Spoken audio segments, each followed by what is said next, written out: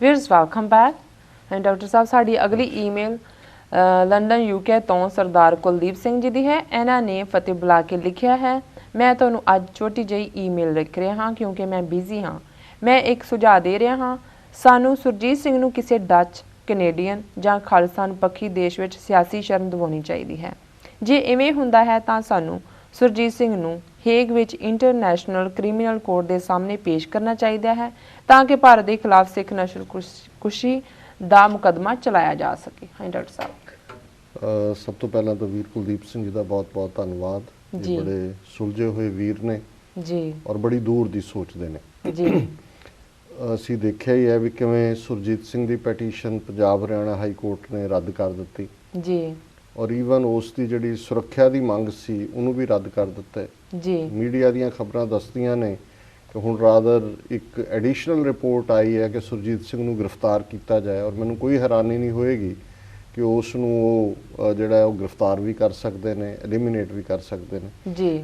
ਔਰ ਇਸ ਚੋਂ ਹੀ ਉਹਨਾਂ ਦਾ ਇਹ ਸੁਝਾਅ ਆਇਆ ਕਿ ਵੀ ਜੇ ਉਹਨਾਂ ਨੂੰ ਕਿਸੇ ਐਮਬੈਸੀ ਦੇ ਵਿੱਚ ਸ਼ਰਨ ਮਿਲ ਜਾਏ, ਉਹਨਾਂ ਨੇ ਡੱਚ ਜਾਂ ਕੈਨੇਡੀਅਨ ਜਾਂ ਕਿਸੇ ਹੋਰ ਕੰਟਰੀ ਦੀ ਗੱਲ ਕੀਤੀ ਹੈ ਜੀ ਔਰ ਬਾਅਦ ਉੱਥੋਂ ਉਹਨਾਂ ਨੂੰ ਜਿਹੜਾ ਹੈ ਹੇਗ ਚ ਲਿਆਂਦਾ ਜਾਏ ਜਿੱਥੇ ਇੰਟਰਨੈਸ਼ਨਲ ਕ੍ਰਿਮੀਨਲ ਕੋਰਟ ਹੈ ਔਰ ਐਜ਼ ਏ ਵਿਟਨੈਸ ਪੇਸ਼ ਕੀਤਾ ਜਾ ਸਕੇ ਜੀ ਔਰ ਭਾਰਤ ਦੇ ਉੱਤੇ ਜਿਹੜਾ ਹੈ ਜੈਨੋਸਾਈਡਲ ਕ੍ਰਾਈਮਸ ਦਾ ਮੁਕੱਦਮਾ ਚਲਾਇਆ ਜਾਏ ਜੀ। ਆਈਡੀਅਲੀ ਇਹ ਸਿਚੁਏਸ਼ਨ ਕਾਫੀ ਠੀਕ ਹੈ ਜੀ। ਹਕੀਕਤ ਦੇ ਵਿੱਚ ਇਹ ਹੈ ਕਿ ਜਿਸ ਤਰੀਕੇ ਦਾ ਮਾਹੌਲ ਉੱਥੇ ਬਣਿਆ ਹੋਇਆ ਹੈ ਔਰ ਜਿਸ ਕਿਸਮ ਦਾ ਅਜੇ ਤੱਕ ਸਿੱਖਾਂ ਦਾ ਈਵਨ ਇੰਟਰਨੈਸ਼ਨਲੀ ਵੀ ਸਾਡਾ ਦਾਇਰਾ ਹੈ ਜੀ। ਹੁਣ ਅਸੀਂ ਦੇਖਦੇ ਹਾਂ ਕਿ ਵੀ ਦੋ ਉਦਾਹਰਨਾਂ ਸ਼ਾਇਦ ਜਿਸ ਗੱਲ ਨੇ ਉਹਨਾਂ ਨੂੰ ਐਨਕਰੇਜ ਕੀਤਾ ਕਿ ਵੀ ਅਸੀਂ ਇਸ ਕਿਸਮ ਦਾ ਕੋਈ ਕਦਮ ਲਈਏ।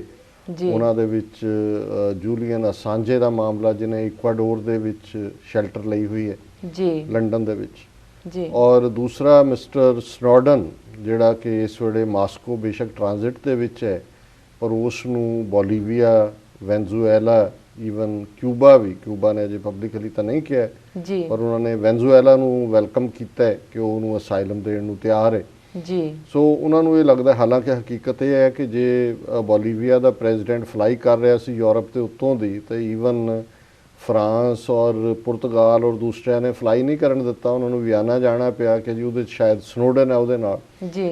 ਸੋ ਇੰਡੀਆ ਦੇ ਮਾਮਲੇ 'ਚ ਵੀ ਜਿਹੜਾ ਇਸ ਕਿਸਮ ਦਾ ਕੇਸ ਹੈ ਉਹਦੇ 'ਚ ਮੈਨੂੰ ਨਹੀਂ ਲੱਗਦਾ ਵੀ ਕੋਈ ਵੀ ਕੰਟਰੀ ਜਿਹੜੀ ਹੈ ਇਸ ਵੇਲੇ ਅਸੀਂ ਕੋਈ ਇੰਨੀਆਂ ਇਨਰੋਡਸ ਬਣਾਈਆਂ ਨੇ ਕਿ ਸਾਡੇ ਨਾਲ ਖਲੋਏ। ਜੇ ਹੁਣ ਸਨੋਡਨ ਨੂੰ ਸ਼ੈਲਟਰ ਦੇਣ ਲਈ ਚਾਈਨਾ ਨੇ ਵੀ ਉਹਨੂੰ ਹਾਂਗਕਾਂਗ 'ਚ ਸੇਫ ਰੱਖਿਆ ਹੈ, ਮਾਸਕੋ ਵੀ ਸੇਫ ਹੈ, ਸੋ ਉਹ ਉਸ ਗੇਮ ਪਲਾਨ ਦੇ ਵਿੱਚ ਫਿੱਟ ਹੁੰਦਾ ਹੈ ਜਿੱਥੇ ਕਿ ਚਾਈਨਾ, ਰਸ਼ੀਆ ਔਰ ਇਹ ਜਿਹੜੀਆਂ south American, Cuba, Venezuela, Bolivia ਵਰਗੀਆਂ ਕੰਟਰੀਜ਼ ਨੇ ਜਿਹੜੀਆਂ ਅਲਟੀਮੇਟਲੀ ਮਾਸਕੋ ਦੀ ਬਿਡ ਦੇ ਉੱਤੇ ਹੀ ਕੋਈ ਵੀ ਗੱਲ ਕਰਦੀਆਂ ਨੇ ਜੀ, ਉਹਨਾਂ ਨੂੰ ਸੂਟ ਕਰਦਾ ਕਿ ਉਹ ਅਮਰੀਕਾ ਨੂੰ ਐਕਸਪੋਜ਼ ਕਰਨ ਕਿ ਕਿਵੇਂ ਅਮਰੀਕਾ ਸਪਾਈਂਗ ਕਰਦਾ ਹੈ। ਔਰ ਕਿਉਂਕਿ ਚਾਈਨਾ ਦੇ ਉੱਤੇ ਪਹਿਲਾਂ ਹੀ ਇਹਨਾਂ ਨੇ ਚਾਰਜ ਲਾਇਆ ਸੀ ਕਿ ਜੀ ਤੁਸੀਂ ਸਾਡੇ ਸਿਸਟਮ ਦੇ ਵਿੱਚ ਸਪਾਈਂਗ ਕਰ ਰਹੇ ਹੋ। ਸੋ ਹੁਣ ਜੇ ਇਹਨਾਂ ਦਾ ਸਪਾਈ ਡਿਫਲੈਕਟ ਕਰਕੇ ਕਹਿੰਦਾ ਕਿ ਜੀ ਇਹ ਤਾਂ ਇਹ ਕਰਦੇ ਨੇ ਬਾਕੀਆਂ ਦੇ ਉੱਤੇ ਜੀ। ਭਾਰਤ ਦੇ ਕੇਸ ਤਾਂ ਇਹ ਹੈ ਤਾਂ ਗੱਲ ਅਫਸੋਸਨਾਕ ਹੈ ਵੀ ਅਸੀਂ ਤਾਂ ਈਵਨ ਅਜੇ ਤੱਕ ਉਸ ਲੈਵਲ 'ਤੇ ਵੀ ਨਹੀਂ ਆਏ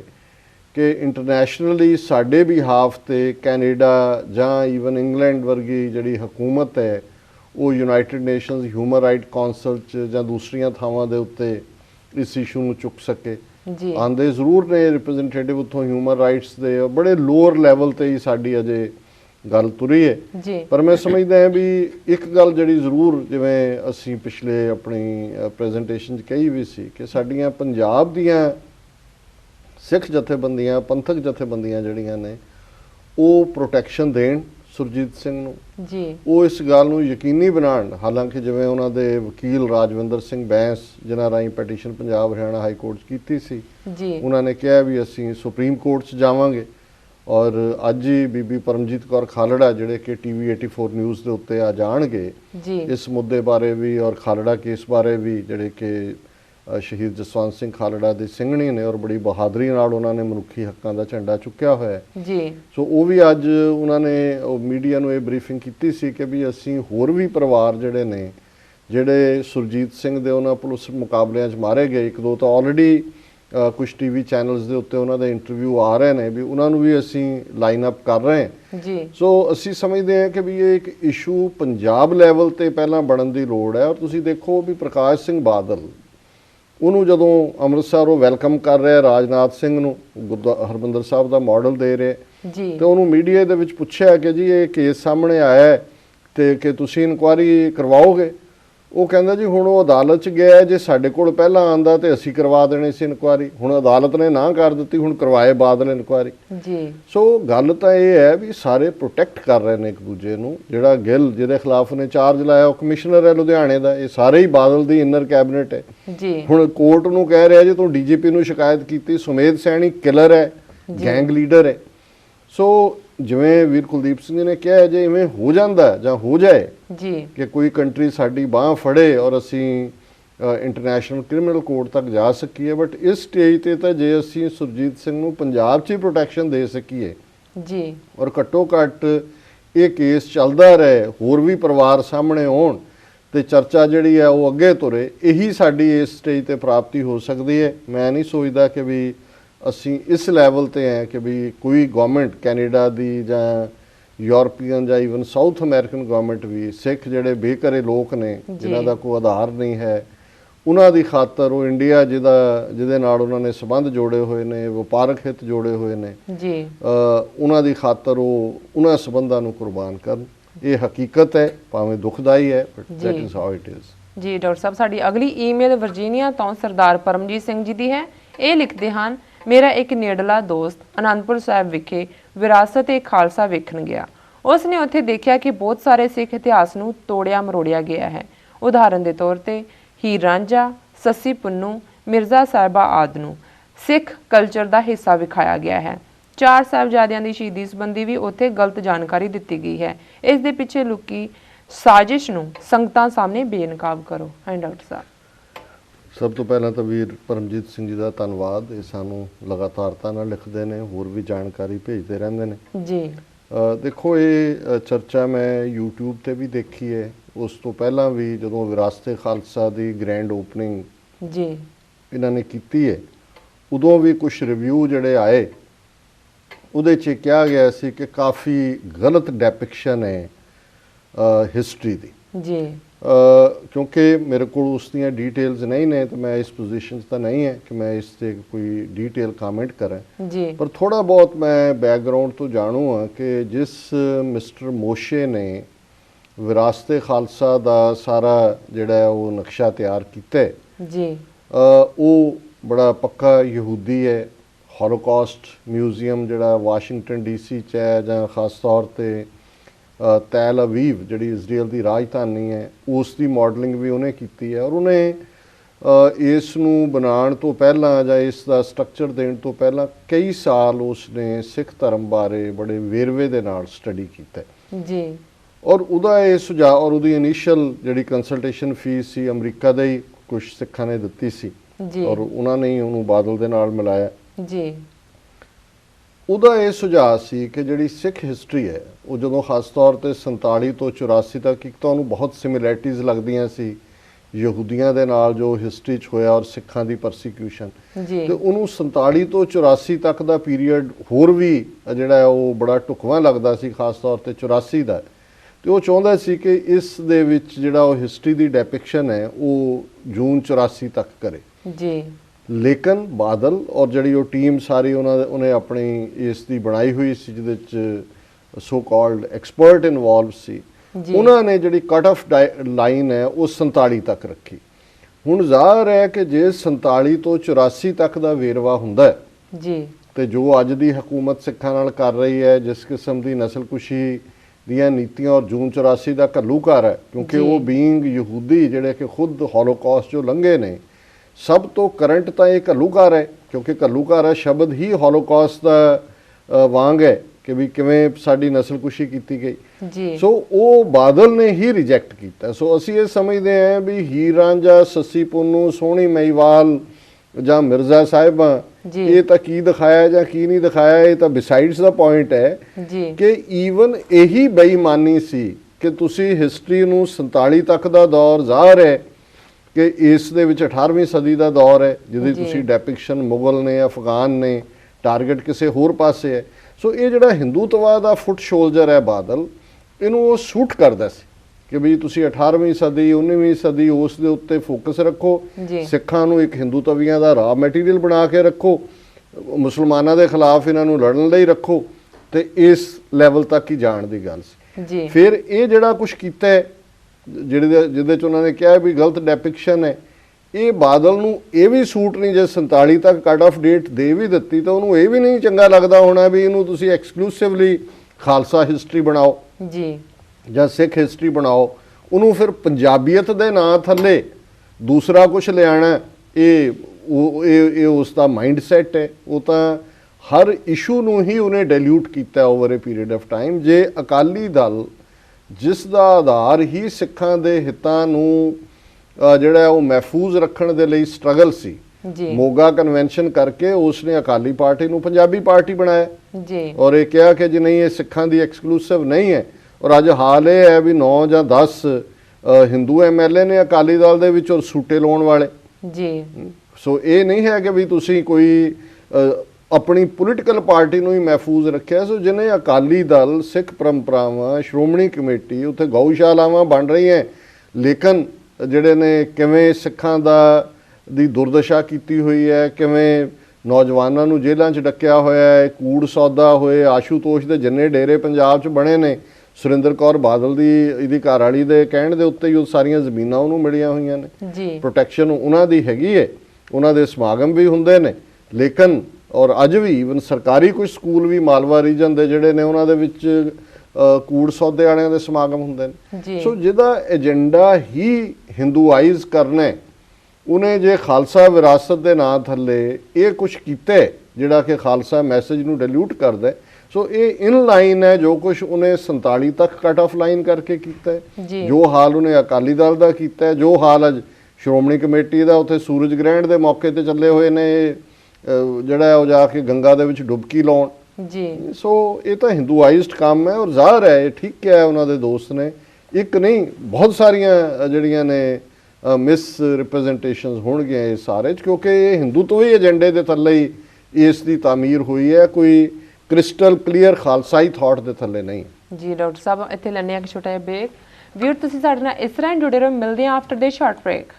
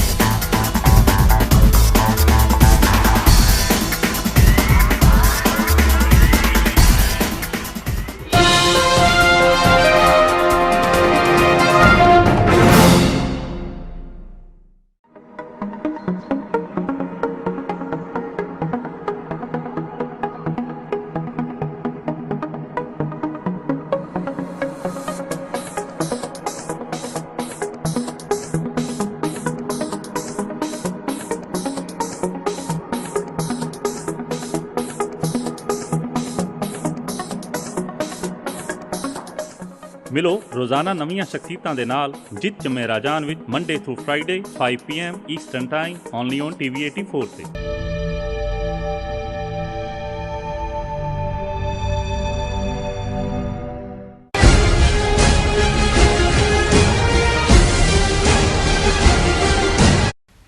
viewers welcome back in our program. And doctor ਸਾਹਿਬ ਸਾਡਾ ਅਗਲਾ ਮੈਸੇਜ ਪੰਜਾਬ ਸਪੈਕਟਰਮ ਵੈਬਸਾਈਟ ਤੋਂ ਡਾਕਟਰ ਹਰਜਿੰਦਰ ਸਿੰਘ ਦਿਲਗੀਰ ਜੀ ਦਾ ਹੈ। ਇਹਨਾਂ ਨੇ ਸਾਡੇ ਵੱਲੋਂ ਭਾਈ ਗਜਿੰਦਰ ਸਿੰਘ ਜੀ ਦਲ ਖਾਲਸਾ ਨੂੰ ਦਲ ਖਾਲਸਾ ਦਾ ਬਾਨੀ ਕਹਿਣ ਤੇ ਇਤਰਾਜ਼ ਕੀਤਾ ਹੈ। ਇਹਨਾਂ ਨੇ ਲਿਖਿਆ ਹੈ, ਗਜਿੰਦਰ ਸਿੰਘ ਹੋਰਾਂ ਨੂੰ ਦਲ ਖਾਲਸਾ ਦਾ ਬਾਨੀ ਦੱਸਣਾ ਬਿਲਕੁਲ ਗਲਤ ਹੈ। ਦਲ ਖਾਲਸਾ ਦੀ ਨੀਂਹ 6 ਅਗਸਤ 1978 ਨੂੰ ਰੱਖੀ ਗਈ ਸੀ। ਇਸ ਦੇ ਪਹਿਲੇ ਪੰਜ ਮੁੱਖ ਪੰਚ ਸਨ: ਮਹਿੰਦਰ ਸਿੰਘ ਦਿੱਲੀ, ਸਤਨਾਮ ਸਿੰਘ ਪੌਟਾ ਸਾਹਿਬ, ਹਰਜਿੰਦਰ ਸਿੰਘ ਦਿਲਗੀਰ, ਜਸਵੰਤ ਸਿੰਘ ਠੇਕੇਦਾਰ ਅਤੇ ਹਰਸਿਮਰਨ ਸਿੰਘ ਗਜਿੰਦਰ ਸਿੰਘ 1979 ਵਿੱਚ ਮੁੱਖ ਪੰਚ ਬਣੇ ਸਨ। ਸੋ ਕਿਰਪਾ ਕਰਕੇ ਇਤਿਹਾਸ ਨੂੰ ਨਾ ਤੋੜੋ ਮਰੋੜੋ। ਗਜਿੰਦਰ ਸਿੰਘ ਬਾਨੀ ਨਹੀਂ, ਉਹਨਾਂ ਨੇ ਇੱਕ ਜਹਾਜ਼ ਹਾਈਜੈਕ ਕੀਤਾ ਸੀ, ਇਸ ਲਈ ਉਹ ਹਾਈਜੈਕਰ ਹੈ ਸੌਰੀ। ਸਭ ਤੋਂ ਪਹਿਲਾਂ ਤਾਂ ਅਸੀਂ ਡਾਕਟਰ ਹਰਜਿੰਦਰ ਸਿੰਘ ਦਲਗੀਰ ਜਿਨ੍ਹਾਂ ਨੇ ਪੰਜਾਬ ਸਪੈਕਟਰਮ ਤੇ ਜਦੋਂ ਇਹ ਵੀਡੀਓ ਅਪਲੋਡ ਹੋਈ ਤਾਂ ਉਸ ਦੇ ਥੱਲੇ ਉਹਨਾਂ ਨੇ ਟਿੱਪਣੀ ਲਿਖੀ ਜੀ। ਅਸੀਂ ਉਹਨਾਂ ਦੇ ਸ਼ੁਕਰਗੁਜ਼ਾਰ ਹਾਂ ਕਿ ਉਹਨਾਂ ਨੇ ਸਾਨੂੰ ਕਰੈਕਟ ਕੀਤਾ। ਉਹ ਹਿਸਟੋਰੀਅਨ ਨੇ ਔਰ ਜ਼ਾਹਰ ਹੈ ਕਿ ਪਹਿਲੇ ਮੁੱਖ ਪੰਚਾਂ 'ਚੋਂ ਆਪ ਵੀ ਸ਼ਾਮਲ ਸਨ, ਸੋ ਉਹਨਾਂ ਦੀ ਜਾਣਕਾਰੀ ਬਿਲਕੁਲ ਐਕੂਰੇਟ ਹੋਏਗੀ ਜੀ। ਔਰ ਅਸੀਂ ਖਿਮਾ ਚਾਹੁੰਦੇ ਹਾਂ ਕਿ ਅਸੀਂ ਜਿਹੜਾ ਉਹਨਾਂ ਨੂੰ ਜਿਵੇਂ ਉਹਨਾਂ ਨੇ ਸਾਨੂੰ ਕਰੈਕਟ ਕੀਤਾ ਜੀ, ਉਸ ਲਈ ਅਸੀਂ ਉਹਨਾਂ ਦਾ ਧੰਨਵਾਦ ਕਰਦੇ ਜੀ। ਔਰ ਵੈਸੇ ਵੀ ਡਾਕਟਰ ਸਾਹਿਬ ਇੱਕ ਹਿਸਟੋਰੀਅਨ ਨੇ ਔਰ ਅੱਜ ਦੇ ਸੰਘਰਸ਼ ਬਾਰੇ ਜਿੰਨੇ ਵੇਰਵੇ ਨਾਲ ਔਰ ਜਿੰਨੀਆਂ ਡੀਟੇਲਸ ਉਹਨਾਂ ਦੀ ਲਿਖਤ 'ਚੋਂ ਮਿਲਦੀਆਂ ਨੇ, ਮੈਂ ਵੀ ਬਹੁਤ ਵਾਰ ਉਹਨਾਂ ਦੀਆਂ ਲਿਖਤਾਂ ਨੂੰ ਕੰਸਲਟ ਕਰਦੇ ਜੀ। ਪਰ ਇਹਦੇ ਬਾਵਜੂਦ ਮੈਂ ਸਮਝਦਾ ਵੀ ਬੇਸ਼ੱਕ ਹਿਸਟੋਰੀਕਲ ਪਰਸਪੈਕਟਿਵ ਤੋਂ ਉਹਨਾਂ ਨੇ ਸਾਨੂੰ ਕਰੈਕਟ ਕੀਤਾ ਜੀ, ਬਟ ਭਾਈ ਗਜਿੰਦਰ ਸਿੰਘ ਹੋਰਾਂ ਦਾ ਰੋਲ ਕੁੱਲ ਮਿਲਾ ਕੇ ਈਵਨ ਦਲ ਖਾਲਸਾ ਜਥੇਬੰਦੀ ਸੰਬੰਧੀ ਭਾਵੇਂ ਉਹ 1 ਸਾਲ ਬਾਅਦ ਮੁੱਖ ਪੰਚ ਬਣੇ ਹੋਣ ਜੀ, ਉਹ ਰਿਮਾਰਕੇਬਲ ਹੈ। ਔਰ ਬਾਕੀਆਂ ਨੇ ਜਿਹੜਾ ਅਲੱਗ-ਅਲੱਗ ਸ਼ੋਬੇ ਚੁਣੇ, ਜਿਵੇਂ ਡਾਕਟਰ ਸਾਹਿਬ ਨੇ ਹਿਸਟਰੀ ਔਰ ਤਾਰੀਖ ਦੇ ਮਾਮਲੇ 'ਚ ਕੰਮ ਕੀਤਾ ਹੈ, ਦੂਸਰੇ ਵੀ ਕੁਛ ਨਾ ਕੁਛ ਕਰਦੇ ਹੋਣਗੇ, ਲੇਕਿਨ ਉਸ ਤੋਂ ਬਾਅਦ ਜਿਹੜੀ ਦਲ ਖਾਲਸਾ ਦੀ ਆਈਡੈਂਟੀਫਿਕੇਸ਼ਨ ਹੈ ਜਾਂ ਦਲ ਖਾਲਸਾ ਦੀਆਂ ਨੀਤੀਆਂ ਔਰ ਖਾਸ ਤੌਰ ਤੇ ਜਿਸ ਪਾਸੇ ਵਾਲੇ ਤੁਰੇ ਉਹਦੇ 'ਚ ਭਾਈ ਗਜਿੰਦਰ ਸਿੰਘ ਹੋਰਾਂ ਦਾ ਇੱਕ ਆਪਣਾ ਯੂਨੀਕ ਰੋਲ ਹੈ। ਸੋ ਅਸੀਂ ਉਹਨਾਂ ਦੀ ਕੰਟਰੀਬਿਊਸ਼ਨ ਨੂੰ, ਉਹਨਾਂ ਦੀ ਜਿਹੜੀ ਸਾਰੀ ਕਨਸਟੈਂਟ ਜੀ ਲਗਾਤਾਰਤਾ ਨਾਲ ਇਸ ਪਾਸੇ ਸਫ਼ਰ ਹੈ, ਉਹਨੂੰ ਅਸੀਂ ਸੈਲੂਟ ਕੀਤਾ ਸੀ। ਸੋ ਸਾਡਾ ਮਕਸਦ ਇਹ ਨਹੀਂ ਸੀ ਕਿ ਅਸੀਂ ਕੋਈ ਹਿਸਟਰੀ ਨੂੰ ਡਿਸਟੋਰਟ ਕਰੀਏ, ਪਰ ਫਿਰ ਵੀ ਡਾਕਟਰ ਸਾਹਿਬ ਦਾ ਧੰਨਵਾਦ ਹੈ ਕਿ ਉਹਨਾਂ ਨੇ ਸਾਨੂੰ ਕਰੈਕਟ ਕੀਤਾ ਜੀ। ਡਾਕਟਰ ਸਾਹਿਬ, ਸਾਡੀ ਅਗਲੀ ਈਮੇਲ ਸਰਦਾਰ ਬਲਜੀਤ ਸਿੰਘ ਗਿੱਲ ਜੀ ਦੀ ਹੈ।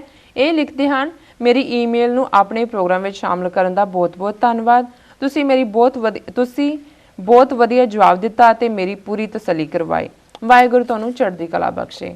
ਸਾਡੇ ਪੰਥ ਨੂੰ ਤੁਹਾਡੇ ਵਰਗੇ ਲੀਡਰਾਂ ਦੀ ਬਹੁਤ ਲੋੜ ਹੈ। ਜਦੋਂ ਵੀ ਤੁਸੀਂ ਦੁਬਾਰਾ ਕਦੀ Glen rock Gurdwara new jersey ਆਏ, ਮੈਂ ਤੁਹਾਨੂੰ ਜ਼ਰੂਰ ਮਿਲਣਾ ਚਾਹਾਂਗਾ। ਪਿਛਲੀ ਵਾਰ ਭਾਵੇਂ ਮੈਂ ਤੁਹਾਨੂੰ ਪਾਣੀ ਦਾ ਗਿਲਾਸ ਲਿਆ ਕੇ ਦਿੱਤਾ, ਪਰ ਤੁਹਾਡੇ ਨਾਲ ਗੱਲਬਾਤ ਨਹੀਂ ਕਰ ਸਕਿਆ। ਬਹੁਤ-ਬਹੁਤ ਧੰਨਵਾਦ ਡਾਕਟਰ ਸਾਹਿਬ। ਵੀਰ ਬਲਜੀਤ ਸਿੰਘ ਗਿੱਲ ਜੀ ਦਾ ਬਹੁਤ-ਬਹੁਤ ਧੰਨਵਾਦ। ਖਾਸ ਤੌਰ ਤੇ ਜਦੋਂ ਕੋਈ ਇਸ ਕਿਸਮ ਦੀ ਪਰਸਨਲ ਇਨਸੀਡੈਂਟ ਯਾਦ ਕਰਵਾਉਂਦੇ, ਗਲੈਨ ਰੌਕ ਮਿਲੇ, ਗੱਲਬਾਤ ਨਹੀਂ ਹੋਈ, ਸੋ ਕੋਈ ਨਹੀਂ, ਅਗਲੀ ਵਾਰ ਜਦੋਂ ਵੀ ਸਾਡਾ ਗਲੈਨ ਰੌਕ ਦਾ ਬਣਦਾ ਹੈ ਜਾਂ ਤੁਸੀਂ ਕਦੇ ਨਿਊਯਾਰਕ ਵੀ ਆਓ ਜਾਂ ਵਾਸ਼ਿੰਗਟਨ ਵੀ ਆਓ ਤਾਂ ਮੋਸਟ ਵੈਲਕਮ ਜੀ। ਬਹੁਤ-ਬਹੁਤ ਤੁਹਾਡਾ ਧੰਨਵਾਦ ਲਿਖਣ ਦੇ ਲਈ ਜੀ। ਸਾਡਾ ਅਗਲਾ ਮੈਸੇਜ ਬਰਮਿੰਗਮ ਯੂਕੇ ਤੋਂ ਬੀਬੀ ਸੁਰਜੀਤ ਕੌਰ ਬਰਾੜ ਜੀ ਦਾ ਹੈ। ਇਹਨਾਂ ਨੂੰ TV 84 ਸ਼ੁਰੂ ਹੋਣ ਦੀ ਖੁਸ਼ੀ ਹੈ। ਇਹਨਾਂ ਦਾ ਕਹਿਣਾ ਹੈ ਕਿ ਭਾਵੇਂ ਯੂਕੇ ਵਿੱਚ ਸਿੱਖ ਚੈਨਲ ਅਤੇ ਸੰਗਤ ਚੈਨਲ ਚੱਲਦੇ ਹਨ, ਪਰ ਉਹਨਾਂ ਦਾ ਜ਼ਿਆਦਾ ਫੋਕਸ ਧਾਰਮਿਕ ਮੁੱਦਿਆਂ ਤੇ ਹੁੰਦਾ ਹੈ। ਜਿਵੇਂ ਤੁਸੀਂ ਸੱਚੋ ਸੱਚ ਪ੍ਰੋਗਰਾਮ ਵਿੱਚ ਖਾਲਿਸਤਾਨ ਦੇ ਮੁੱਦੇ ਨੂੰ ਦਲੀਲਾਂ ਦੇ ਆਧਾਰ ਤੇ ਉਭਾਰਦੇ ਹੋ, ਇਹੋ ਜਿਹਾ ਇੱਥੇ ਕਿਸੇ ਚੈਨਲ ਤੇ ਨਹੀਂ ਹੁੰਦਾ। ਕੋਸ਼ਿਸ਼ ਕਰੋ ਕਿ ਇਹ ਪ੍ਰੋਗਰਾਮ ਯੂਕੇ ਦੇ ਚੈਨਲਾਂ ਤੇ ਵੀ ਚੱਲ ਸਕੇ। ਬਹੁਤ-ਬਹੁਤ ਧੰਨਵਾਦ। ਭੈਣ ਜੀ ਸੁਰਜੀਤ ਕੌਰ ਬਰਾੜ ਜੀ ਦਾ ਬਹੁਤ-ਬਹੁਤ ਧੰਨਵਾਦ। ਉਹਨਾਂ ਨੇ ਸਾਨੂੰ ਬਰਮਿੰਗਮ ਯੂਕੇ ਤੋਂ ਲਿਖਿਆ ਜੀ। ਦੇਖੋ, ਸਿੱਖ ਚੈਨਲ, ਸੰਗਤ ਚੈਨਲ ਜਾਂ ਕੋਈ ਸ਼ਾਇਦ ਅਕਾਲ ਚੈਨਲ ਨਵਾਂ ਆ ਰਿਹਾ ਜੀ, ਇਹ ਆਪਣੇ ਢੰਗ ਨਾਲ ਸੇਵਾ ਕਰ ਰਹੇ ਨੇ ਔਰ ਮੈਂ ਨਹੀਂ ਚਾਹੁੰਦਾ ਵੀ ਅਸੀਂ ਕੰਪੈਰੀਜ਼ਨ 'ਚ ਪਈਏ ਜੀ, ਲੇਕਿਨ ਅਸੀਂ ਇਸ ਗੱਲ ਲਈ ਉਹਨਾਂ ਦਾ ਧੰਨਵਾਦ ਜ਼ਰੂਰ ਕਰਦੇ ਹਾਂ ਕਿ ਉਹਨਾਂ ਨੂੰ ਸਾਡਾ ਪ੍ਰੋਗਰਾਮ ਸੱਚੋ ਸੱਚ ਚੰਗਾ ਲੱਗਦਾ ਹੈ, ਪੋਲੀਟੀਕਲ ਮੈਸੇਜ ਉਹਨਾਂ ਨੂੰ ਮੋਰ ਕਲੀਅਰ ਲੱਗਦਾ ਹੈ ਜੀ। ਤੇ ਅਸੀਂ ਕੋਸ਼ਿਸ਼ ਕਰ ਰਹੇ ਹਾਂ, ਜਿਵੇਂ ਅਸੀਂ ਅੱਗੇ ਵੀ ਕਿਹਾ ਸੀ ਕਿ ਥੋੜਾ ਸਪਰੈਡ ਆਊਟ, ਅਜੇ ਮਾੜੇ ਖੰਭ ਨਿਕਲਣੇ ਸ਼ੁਰੂ ਹੋਏ ਨੇ ਜੀ। ਅਮਰੀਕਾ, ਕੈਨੇਡਾ ਤੇ ਗੁਰੂ ਨੇ ਚਾਹਿਆ ਤੇ ਫਿਰ ਬਹੁਤ ਜਲਦੀ ਇਸ ਸਾਰੇ ਤੋਂ ਬਾਅਦ ਵੰਸ ਇੱਕ ਵਾਰੀ ਤੁਹਾਡੇ ਰੈਗੂਲਰ ਪ੍ਰੋਗਰਾਮ ਸ਼ੁਰੂ ਹੋ ਜਾਂਦੇ ਨੇ, ਸਾਰੇ ਪਾਸੇ ਰੈਕਗਨੀਸ਼ਨ ਜਿਹੜੀ ਹੈ ਡਿਸ਼ ਦੇ ਉੱਤੇ ਹੁੰਦੀ ਹੈ, ਫਿਰ ਉਹੀ ਬਣੇ ਬਣਾਏ ਪ੍ਰੋਗਰਾਮ ਦੂਸਰੇ ਪਾਸੇ ਜਿਹੜੇ ਨੇ ਸਟ੍ਰੀਮ ਕਰਨੇ ਉਹ ਕੋਈ ਬਹੁਤੇ ਔਖੇ ਨਹੀਂ ਹੁੰਦੇ ਜੀ। ਸੋ ਭੈਣ ਜੀ ਦਾ ਬਹੁਤ-ਬਹੁਤ ਧੰਨਵਾਦ ਲਿਖਣ ਦੇ ਲਈ ਜੀ। ਡਾਕਟਰ ਸਾਹਿਬ, ਤੁਹਾਡਾ ਵੀ ਬਹੁਤ-ਬਹੁਤ ਧੰਨਵਾਦ। ਤੁਸੀਂ ਸਾਡੇ ਦਰਸ਼ਕਾਂ ਵੱਲੋਂ ਆਈਆਂ ਈਮੇਲਸ, ਮੈਸੇਜ ਉੱਪਰ ਆਪਣੇ ਵਿਚਾਰਾਂ ਦੀ ਰੋਸ਼ਨੀ ਪਾਈ। ਤਾਂ ਹੁਣ ਅਸੀਂ ਈਮੇਲ ਦਾ ਸਿਲਸਿਲਾ ਇੱਥੇ ਬੰਦ ਕਰਕੇ ਸਵਾਲ ਜਵਾਬ ਵਧਦੇ ਹਾਂ। ਅੱਜ 9 ਜੁਲਾਈ 2013 25 ਹਾੜ ਨਾਨਕਸ਼ਾਹੀ ਸੰਮਤ 545 ਦਾ ਦਿਨ ਹੈ ਤੇ ਸਾਡੇ ਦਰਸ਼ਕਾਂ ਨੂੰ ਦੱਸੋ ਅੱਜ ਦੇ ਦਿਨ ਦੀ ਇਤਿਹਾਸਿਕ ਅਹਿਮੀਅਤ ਕੀ ਹੈ। ਦੇਖੋ, 1850 9 ਜੁਲਾਈ ਵਾਲੇ ਦਿਨ ਭਾਈ ਮਹਾਰਾਜ ਸਿੰਘ, ਜਿਨ੍ਹਾਂ ਦਾ ਅਸੀਂ ਜ਼ਿਕਰ ਕੀਤਾ ਸੀ, ਨੌਰੰਗਾਬਾਦ ਨਾਲ ਜਿਨ੍ਹਾਂ ਦਾ ਸੰਬੰਧ ਜਿਨ੍ਹਾਂ ਨੇ ਸਭ ਤੋਂ ਪਹਿਲਾ ਝੰਡਾ ਬੁਲੰਦ ਕੀਤਾ ਅੰਗਰੇਜ਼ੀ ਜਿਹੜੀ ਹੈ ਰਾਜ ਦੇ ਖਿਲਾਫ। ਜੀ ਗੁਜਰਾਤ ਦੀ ਲੜਾਈ 'ਚ ਉਹਨਾਂ ਨੇ ਹਥਿਆਰ ਨਹੀਂ ਸੁੱਟੇ, ਉਹ ਨਿਕਲ ਆਏ ਹੁਸ਼ਿਆਰਪੁਰ ਦੇ ਵਿੱਚ ਮੁਖਬਰੀ ਕਰਕੇ ਉਹਨਾਂ ਔਰ ਉਹਨਾਂ ਦੇ 20 ਤੋਂ ਜ਼ਿਆਦਾ ਸਾਥੀਆਂ ਨੂੰ ਗ੍ਰਿਫਤਾਰ ਕਰਵਾਇਆ, ਜਲੰਧਰ ਲਿਆਂਦਾ ਗਿਆ, ਫਿਰ ਕਲਕੱਤੇ ਲੈ ਗਏ, ਉੱਥੋਂ ਸਿੰਗਾਪੁਰ ਦੀ ਜੇਲ੍ਹ 'ਚ ਅੱਜ ਦੇ ਦਿਨ ਪਹੁੰਚੇ, ਜੀ ਜਿੱਥੇ ਕਿ ਉਹਨਾਂ ਨੂੰ 5-6 ਸਾਲ ਲਗਾਤਾਰਤਾ ਨਾਲ ਇੱਕ ਬੜੇ ਹਨੇਰੇ ਕਮਰੇ 'ਚ ਰੱਖਿਆ ਗਿਆ।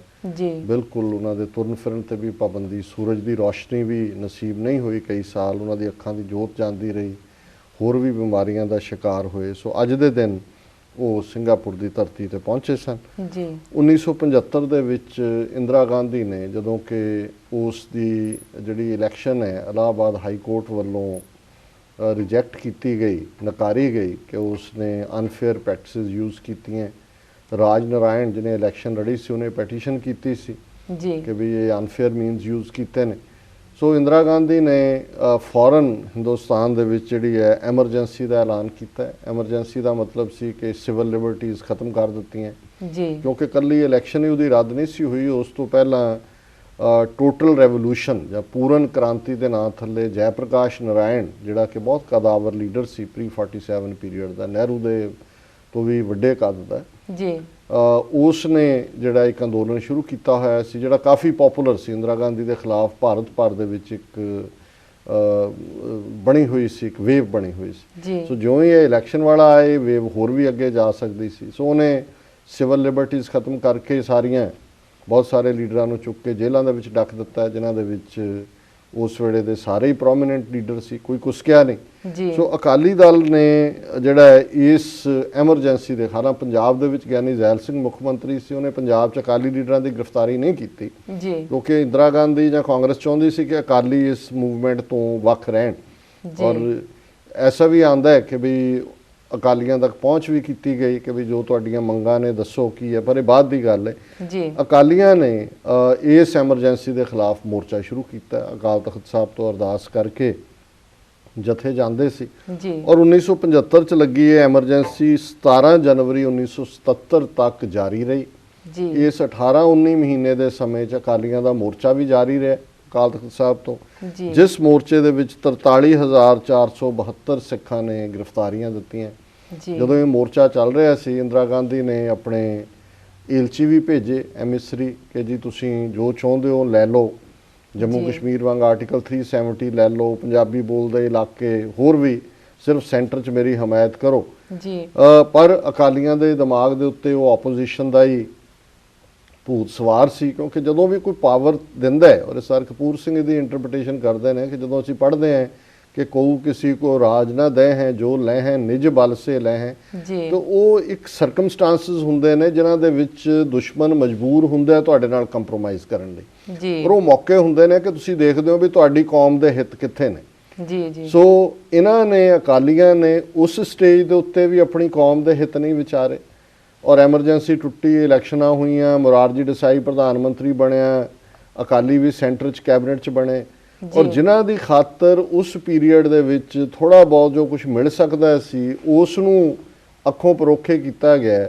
ਉਹਨਾਂ ਨੇ 13 ਅਪ੍ਰੈਲ 1978 ਨੂੰ ਨਰਕਧਾਰੀਆਂ ਨੂੰ ਜਿਹੜਾ ਉਹ ਉਹਨਾਂ ਦੀ ਪਿੱਠ ਠੋਕ ਕੇ ਅੰਮ੍ਰਿਤਸਰ 'ਚ 13 ਸਿੱਖ ਸ਼ਹੀਦ ਕੀਤੇ।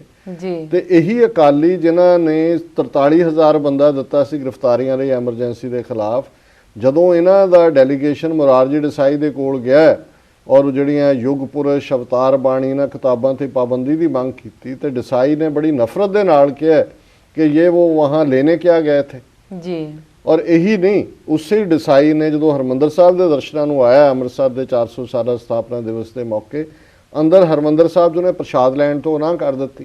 ਜਦੋਂ ਬਾਦਲ ਨੇ ਕਿਹਾ ਨਹੀਂ ਜੀ ਇਹ ਲੀਜੇ, ਉਹ ਕਹਿੰਦਾ ਨਹੀਂ ਮੈਂ ਕੁਨਕਾ ਨਹੀਂ ਖਾਤਾ। ਜੀ ਜਦੋਂ ਉਹਨੇ ਅੱਗੋਂ ਇਨਸਿਸਟ ਕੀਤਾ, ਕਹਿੰਦਾ ਮੇਰੇ ਸਿਰ ਪਰ ਮਲ ਦੋ। ਸੋ ਇਸ ਕਿਸਮ ਦਾ ਇਹ ਹਿਊਮਿਲੇਸ਼ਨ ਕਰਵਾਉਂਦੇ ਰਹੇ ਨੇ। ਪਰ ਅੱਜ ਦਾ ਇਹ ਦਿਨ ਸੀ ਕਿ ਜਿੱਦਣ ਉਹਨਾਂ ਨੇ ਐਮਰਜੈਂਸੀ ਦੇ ਖਿਲਾਫ ਮੋਰਚਾ ਲਾਇਆ ਸੀ। ਵਰਲਡ ਹਿਸਟਰੀ ਦੇ ਹਵਾਲੇ ਨਾਲ ਮੰਗੋਲ ਜਿਹੜਾ ਤੈਮੂਰ ਲੇਨ ਹੈ, ਉਹਨੇ ਅੱਜ ਦੇ ਦਿਨ 1401 ਦੇ ਵਿੱਚ ਬਗਦਾਦ ਜਿਹੜਾ ਕਿ ਇਸਲਾਮਿਕ ਸਿਵਲਾਈਜੇਸ਼ਨ ਦਾ ਸੈਂਟਰ ਸੀ ਉਹਨੂੰ ਤਬਾਹ ਕੀਤਾ, ਜੀ ਡਿਸਟਰੋਏ ਕੀਤਾ। 1815 ਦੇ ਵਿੱਚ ਪਹਿਲੀ ਵਾਰ ਅਮਰੀਕਾ ਦੇ ਵਿੱਚ ਨੈਚੁਰਲ ਗੈਸ ਲੱਭੀ। ਜੀ 1816 ਚ ਅਰਜਨਟੀਨਾ ਨੇ ਡਿਕਲੇਅਰ ਕੀਤਾ ਕਿ ਮੈਂ ਸਪੇਨ ਤੋਂ ਅਸੀਂ ਆਜ਼ਾਦ ਹਾਂ। 1886 ਚ ਅਮਰੀਕਾ ਦੇ ਵਿੱਚ 14ਵੀਂ ਅਮੈਂਡਮੈਂਟ ਹੋਈ, ਜਿਹਦੇ ਚ ਕਿ ਜਿਹੜੇ ਗੁਲਾਮ ਸੀ ਉਹਨਾਂ ਦੇ ਹੱਕਾਂ ਨੂੰ ਸੁਰੱਖਿਅਤ ਕੀਤਾ ਗਿਆ। ਤੇ 1900 ਦੇ ਵਿੱਚ ਕਾਮਨਵੈਲਥ ਆਫ ਆਸਟ੍ਰੇਲੀਆ ਦੇ ਨਾਂ ਥੱਲੇ ਜਿਹੜੇ ਬਰਤਾਨਵੀ ਟਾਪੂ ਸੀ ਉਹਨਾਂ ਦੀ ਇੱਕ ਯੂਨੀਅਨ ਬਣਾਈ ਗਈ, ਔਰ ਇਸ ਤਰ੍ਹਾਂ ਜਿਹੜੀ ਆਸਟ੍ਰੇਲੀਆ ਦੇਸ਼ ਹੋਂਦ ਦੇ ਵਿੱਚ ਆਇਆ। ਜੀ ਡਾਕਟਰ ਸਾਹਿਬ, ਤੁਹਾਡਾ ਬਹੁਤ ਬਹੁਤ ਧੰਨਵਾਦ। ਤੁਸੀਂ ਸਾਡੇ ਦਰਸ਼ਕਾਂ ਨੂੰ ਅੱਜ ਦੇ ਦਿਨ ਦੀ ਇਤਿਹਾਸਕ ਅਹਿਮੀਅਤ ਦੱਸੀ। ਤੇ ਹੁਣ ਅਸੀਂ ਲੈਣੇ ਆ ਇੱਥੇ ਇੱਕ ਛੋਟਾ ਜਿਹਾ ਬ੍ਰੇਕ। ਵੀਅਰਸ, ਤੁਸੀਂ ਸਾਡੇ ਨਾਲ ਇਸ ਤਰ੍ਹਾਂ ਹੀ ਜੁੜੇ ਰਹੋ। ਮਿਲਦੇ ਹਾਂ ਆਫਟਰ ਦਿਸ ਸ਼ਾਰਟ ਬ੍ਰੇਕ।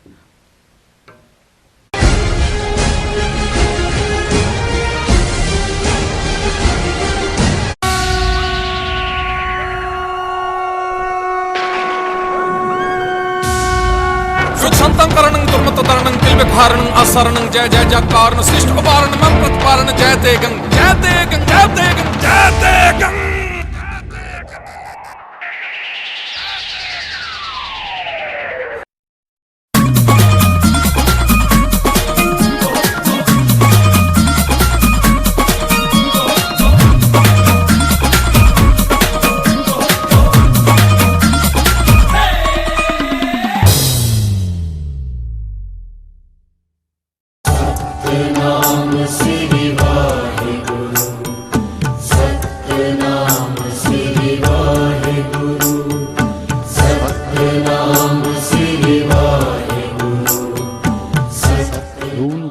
ਸਾਥ ਮਾਣੋ ਸ਼ਬਦ ਗੁਰਬਾਣੀ ਦਾ ਰਸ।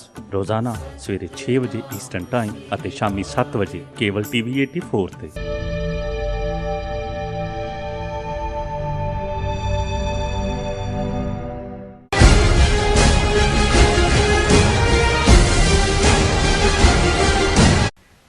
Viewers, welcome back in our programme.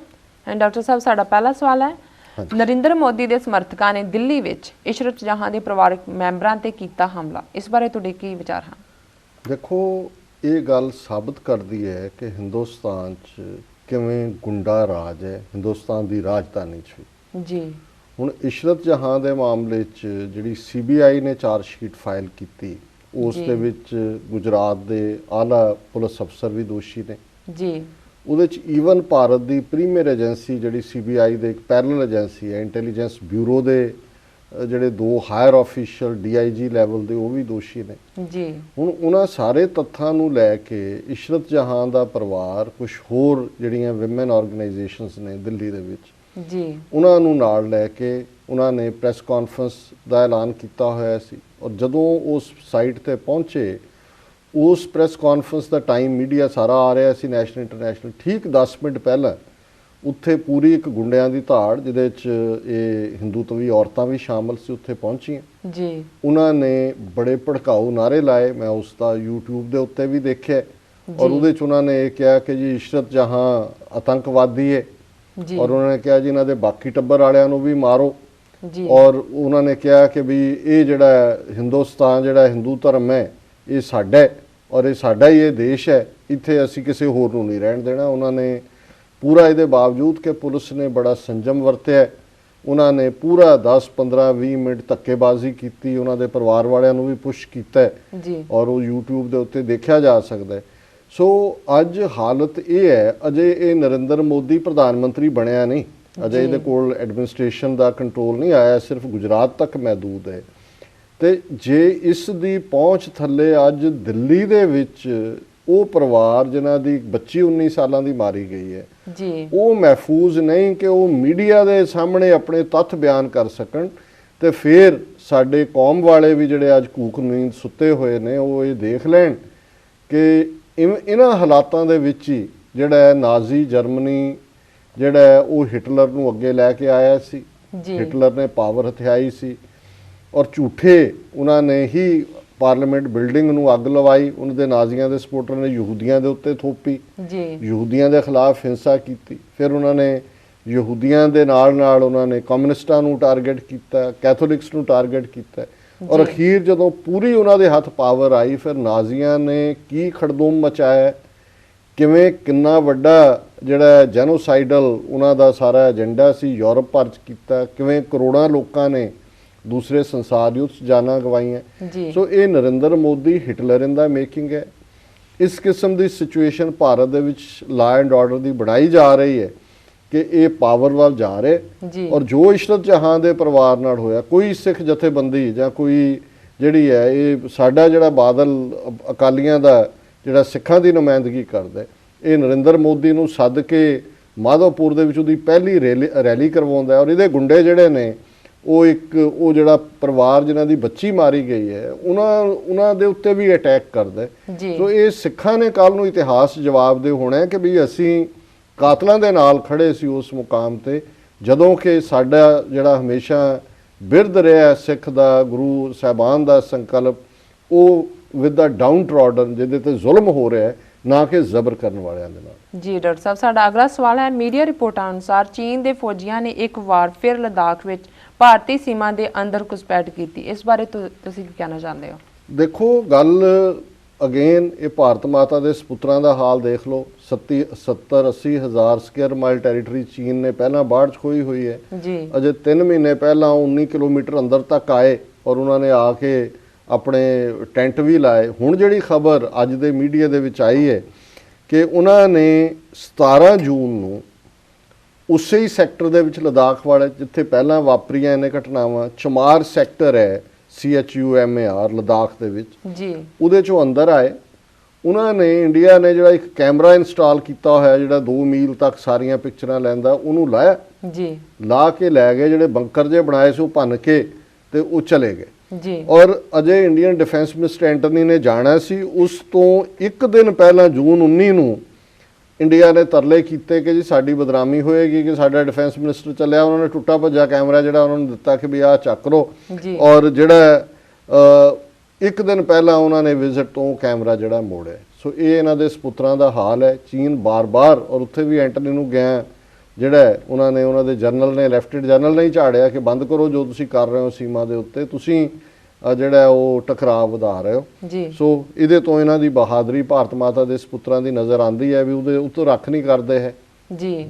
Doctor ਸਾਹਿਬ, ਸਾਡਾ ਅਗਲਾ ਸਵਾਲ ਹੈ, ਦਿੱਲੀ ਯੂਨੀਵਰਸਿਟੀ ਨੇ ਸਿਰਫ 3 ਅਫੀਲੀਏਟ ਕਾਲਜਾਂ ਨੂੰ ਛੱਡ ਕੇ ਬਾਕੀ ਕਾਲਜਾਂ ਵਿੱਚ ਪੰਜਾਬੀ ਦੀ ਪੜ੍ਹਾਈ ਬੰਦ ਕਰ ਦਿੱਤੀ ਹੈ, ਇਸ ਬਾਰੇ ਤੁਸੀਂ ਕੀ ਕਹਿਣਾ ਚਾਹੁੰਦੇ ਹੋ? ਦੇਖੋ, ਦਿੱਲੀ ਯੂਨੀਵਰਸਿਟੀ ਨੇ ਜਿਹੜਾ ਆਪਣਾ ਲੇਟੈਸਟ 4 ਸਾਲਾ ਸਿਲੇਬਸ ਜਾਰੀ ਕੀਤਾ ਅੰਡਰ ਗ੍ਰੈਜੂਏਟ ਪ੍ਰੋਗਰਾਮਸ ਲਈ ਜੀ, ਉਹਦੇ 'ਚ ਸਿਰਫ 3 ਕਾਲਜਾਂ ਦੇ ਵਿੱਚ ਹੀ ਪੰਜਾਬੀ ਪੜ੍ਹਾਈ ਜਾਏਗੀ, ਉਹ ਵੀ ਸੈਕੰਡ ਈਅਰ ਤੋਂ ਜੀ। ਇਸ ਤੋਂ ਪਹਿਲਾਂ ਜਿਹੜਾ ਉਹਨਾਂ ਦਾ ਸੀ ਕਿ ਵੀ 15 ਕਾਲਜ ਜਿਹੜੇ ਨੇ ਉਹਨਾਂ ਦੇ ਵਿੱਚ ਪੰਜਾਬੀ ਪੜ੍ਹਾਈ ਜਾਂਦੀ ਸੀ, ਕਿਉਂਕਿ ਉਰਦੂ ਦੇ ਨਾਲ ਪੰਜਾਬੀ ਨੂੰ ਸੈਕੰਡ ਲੈਂਗੁਏਜ ਦਿੱਲੀ ਦੇ ਵਿੱਚ ਮੰਨਿਆ ਹੋਇਆ ਜੀ। ਤੇ 13 ਜਿਹੜੇ ਕਾਲਜ ਨੇ ਉਹਨਾਂ 'ਚ ਇਹ ਐਜ਼ ਏ ਕੰਪਲਸਰੀ ਸਬਜੈਕਟ ਸੀ। ਹੁਣ ਨਾ ਸਿਰਫ ਇਹਨੂੰ ਹਟਾ ਦਿੱਤਾ ਗਿਆ ਕੰਪਲਸਰੀ ਸਬਜੈਕਟ ਤੋਂ, ਸੈਕੰਡ ਈਅਰ 'ਚ ਪੜ੍ਹਾਈ ਜਾਏਗੀ ਤੇ ਸਿਰਫ 2 ਕਾਲਜਾਂ 'ਚ ਪੜ੍ਹਾਈ ਜਾਏਗੀ। ਸੋ ਦਿੱਲੀ ਗੁਰਦੁਆਰਾ ਪ੍ਰਬੰਧਕ ਕਮੇਟੀ ਨੇ, 6 ਸਕਾਲਰਸ, ਹਿਸਟੋਰੀਅਨਸ, ਦੂਸਰਿਆਂ ਨੇ ਇਸ ਇਸ਼ੂ ਨੂੰ ਚੁੱਕਿਆ, ਪਰ ਇਹ ਗੱਲ ਸਾਬਤ ਕਰਦੀ, SGPC ਨੇ ਵੀ ਕਿਹਾ ਜੀ ਅਸੀਂ ਪ੍ਰੈਜ਼ੀਡੈਂਟ ਨੂੰ ਮਿਲਾਂਗੇ, ਪਰ ਇਹ ਗੱਲ ਸਾਬਤ ਕਰਦੀ ਹੈ ਕਿ ਕਿੰਨਾ ਕੁ ਅਸੀਂ ਹੋਰ ਇਨਜਸਟਿਸ ਜਰਦੇ ਰਹਾਂਗੇ। ਇਹ ਦਿੱਲੀ 'ਚ ਹੋ ਰਿਹਾ ਜਿੱਥੇ 1 ਮਿਲੀਅਨ ਸਿੱਖ ਬੈਠੇ, ਜਿੱਥੇ ਪਰਮਜੀਤ ਸਿੰਘ ਸਰਨਾ ਜਾ ਕੇ ਉਹ ਸ਼ੀਲਾ ਦੀਕਸ਼ਤ ਦਾ ਰੋਜ਼ ਸਵੇਰੇ ਸ਼ਾਮ ਹਾਜ਼ਰੀ ਲਵਾਉਂਦਾ ਤੇ ਦਿੱਲੀ ਕਮੇਟੀ 'ਚ ਹੁਣ ਬਾਦਲ ਦਿਆਂ ਦੀ ਕਮੇਟੀ ਬਣੀ ਹੈ, ਦੂਜੀ ਵਿਰੋਧੀ ਧਿਰ ਉੱਥੇ ਜਿਹੜੀ ਹੈ BJP ਹੈ ਜੀ। ਸੋ ਪੰਜਾਬੀ ਨੂੰ, ਕਿਉਂਕਿ ਪੰਜਾਬੀ ਸਿੱਖਾਂ ਨਾਲ ਐਸੋਸੀਏਟ ਕੀਤੀ ਹੋਈ ਹੈ, ਪਹਿਲਾਂ ਇਹੀ ਲੋਕ ਨੇ ਜਿਨ੍ਹਾਂ ਨੇ ਆਪਣੀ ਮਾਂ ਬੋਲੀ ਜਿਹੜੀ ਆ ਹਿੰਦੀ ਲਿਖਾਈ ਹੋਈ ਹੈ। ਸੋ ਅਸੀਂ ਤਾਂ ਹਰ ਇਸ ਘਟਨਾ ਨੂੰ ਇਸ ਲਈ ਪਿਕ ਕਰਦੇ ਹਾਂ, ਉਹਨਾਂ ਨੂੰ ਦੱਸਣ ਦੇ ਲਈ ਜਿਨ੍ਹਾਂ ਨੂੰ ਲੱਗਦਾ ਹੈ ਕਿ ਜੀ ਉੱਥੋਂ ਕੋਈ ਜਸਟਿਸ ਨਿਕਲ ਸਕਦਾ ਹੈ, ਕਿ ਭਾਈ ਅਜੇ ਹੀ ਕੋਈ ਅਕਲ ਦੀ ਦਵਾਈ ਖਾਓ ਤੇ ਜਿਹੜੀ ਅਸਲੀ ਗੱਲ ਹੈ ਖਾਲਿਸਤਾਨ ਦੀ ਕਾਇਮੀ, ਜਿਹਦੇ ਨਾਲ ਇਹ ਸਾਰੇ ਮਸਲਿਆਂ ਦਾ ਹੱਲ ਜੁੜਿਆ ਹੋਇਆ ਹੈ, ਉਹਦੇ ਵੱਲ ਪੇਸ਼ਕਦਮੀ ਕਰੋ ਜੀ। ਸਾਡਾ ਅਗਲਾ ਸਵਾਲ ਹੈ, ਦਿੱਲੀ ਵਿੱਚ ਸਾਲ 2013 ਦੇ ਜੂਨ ਮਹੀਨੇ ਤੱਕ 806 ਬਲਾਤਕਾਰ ਦੇ ਕੇਸ ਹੋਏ ਹਨ, ਇਸ ਬਾਰੇ ਤੁਹਾਡੇ ਕੀ ਕਮੈਂਟਸ ਹਨ? ਦੇਖੋ, ਇਹ ਇੰਡੀਅਨ ਮੀਡੀਆ ਦੀ ਰਿਪੋਰਟ ਹੈ ਕਿ 2013 ਜੇ ਜੂਨ ਦਾ ਮਹੀਨਾ ਮੁੱਕਿਆ, ਜੁਲਾਈ ਸ਼ੁਰੂ ਹੋਈ ਹੈ ਜੀ, 806 ਰੇਪ ਕੇਸਿਸ ਨੇ, ਔਰ ਜਿਹੜੇ ਉਹਨਾਂ ਦੀ ਸਟੈਟਿਸਟਿਕਸ ਪੁਲਿਸ ਨੇ ਦਿੱਤੇ ਨੇ ਜੀ ਕਿ ਵੀ ਜਿਹੜੇ 122 ਕੇਸ ਨੇ ਇਹ ਸਭ ਤੋਂ ਜ਼ਿਆਦਾ ਜਿਹੜੇ ਨੇ ਵਰਸਟ ਆਫੈਂਡਿੰਗ ਡਿਸਟ੍ਰਿਕਟ ਦੇ ਵਿੱਚ ਈਸਟ ਡਿਸਟ੍ਰਿਕਟ 'ਚ ਹੋਏ ਨੇ ਜੀ, ਤੇ ਜਿਹੜੇ ਸਾਊਥ ਈਸਟ ਡਿਸਟ੍ਰਿਕਟ ਹੈ ਉਹਦੇ 'ਚ 106 ਕੇਸ ਹੋਏ ਨੇ, ਸਾਊਥ ਵੈਸਟ 102 ਹੋਏ ਨੇ, ਤਾਂ ਬਾਕੀ ਜਿਹੜੇ ਉਹਨਾਂ ਦੇ ਡਿਸਟ੍ਰਿਕਟ ਨੇ ਉਹਨਾਂ 'ਚ 45, 56 ਤੇ 42 ਕੇਸ ਜਿਹੜੇ ਨੇ ਰਿਪੋਰਟ ਹੋਏ ਨੇ।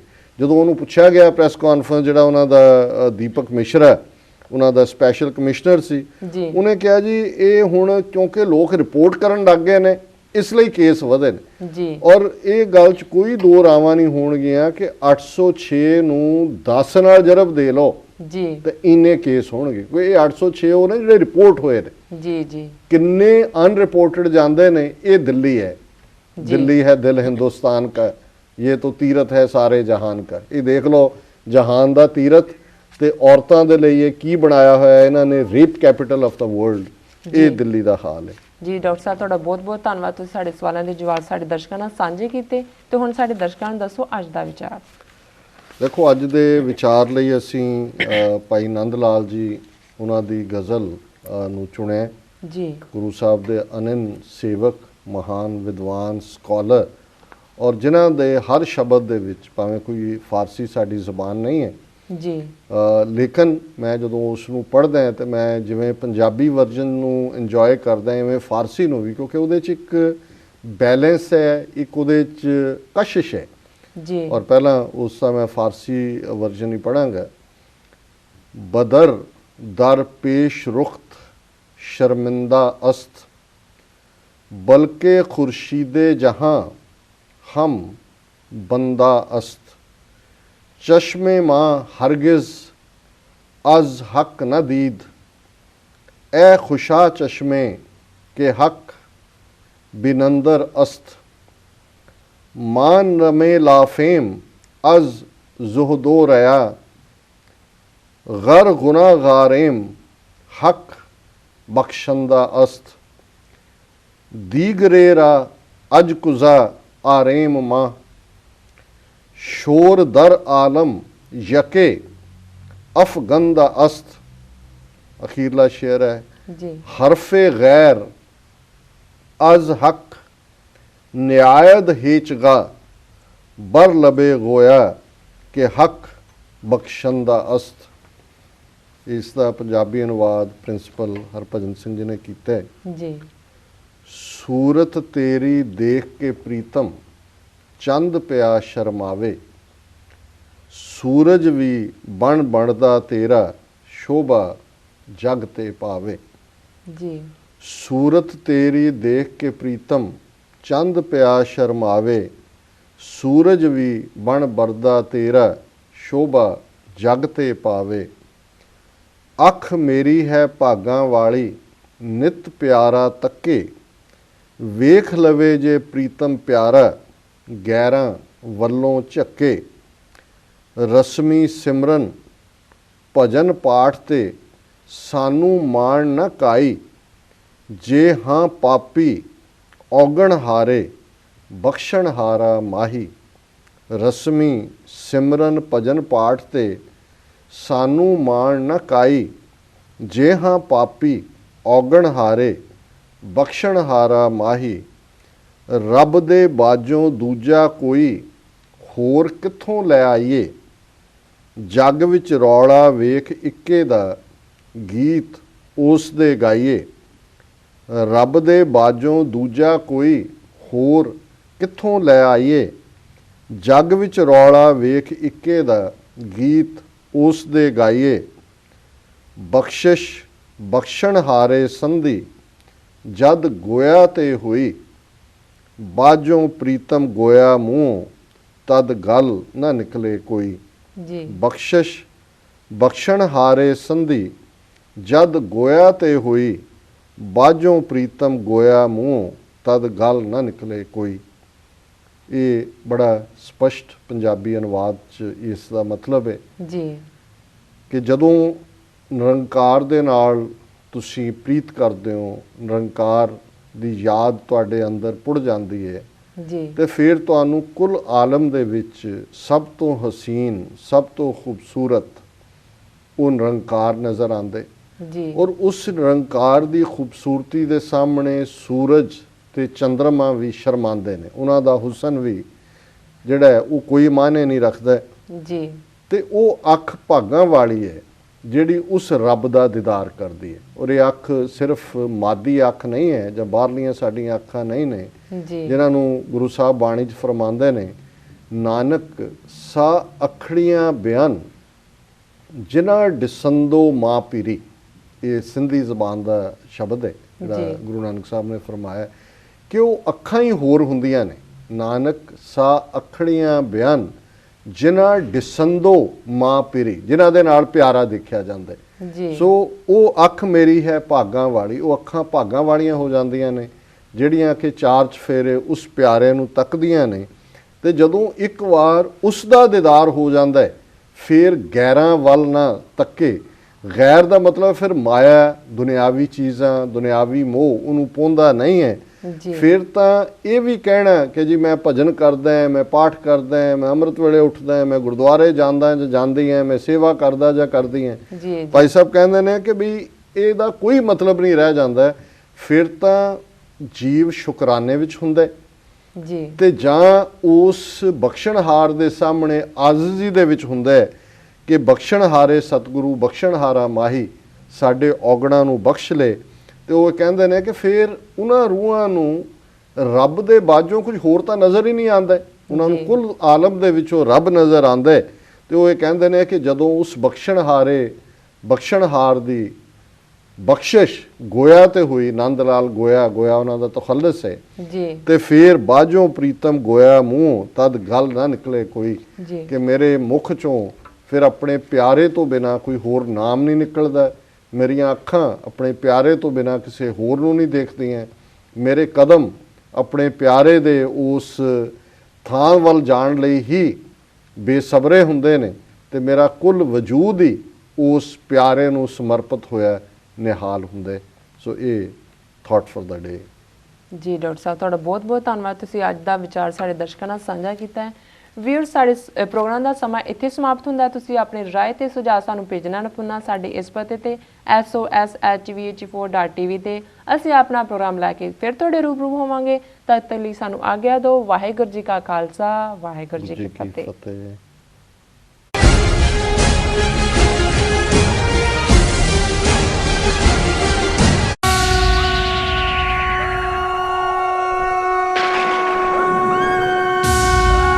संतंकरणं दुर्मततरणं किल्बिकारणं असरणं जय जय जयकारणं सृष्ट उपारणं मम प्रतिपारणं जय ते गंग जय ते गंग जय ते गंग जय ते गंग।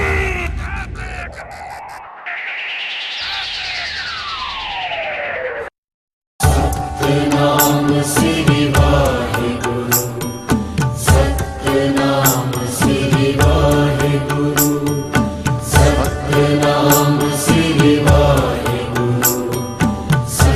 ਰੂਹ ਨੂੰ ਕਰੋ ਸ਼ਾਸਾਰ, ਮਾਣੋ ਸ਼ਬਦ ਗੁਰਬਾਣੀ ਦਾ ਰਸ। ਰੋਜ਼ਾਨਾ ਸਵੇਰੇ 6 ਵਜੇ ਈਸਟਰਨ ਟਾਈਮ ਅਤੇ ਸ਼ਾਮੀ 7 ਵਜੇ ਕੇਵਲ TV 84 ਤੇ।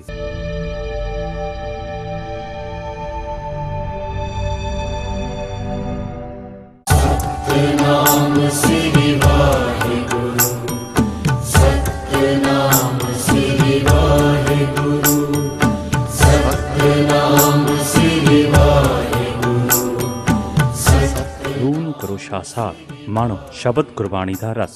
ਰੋਜ਼ਾਨਾ ਸਵੇਰੇ 6 ਵਜੇ ਈਸਟਰਨ ਟਾਈਮ ਅਤੇ ਸ਼ਾਮੀ 7 ਵਜੇ ਕੇਵਲ TV 84 ਤੇ।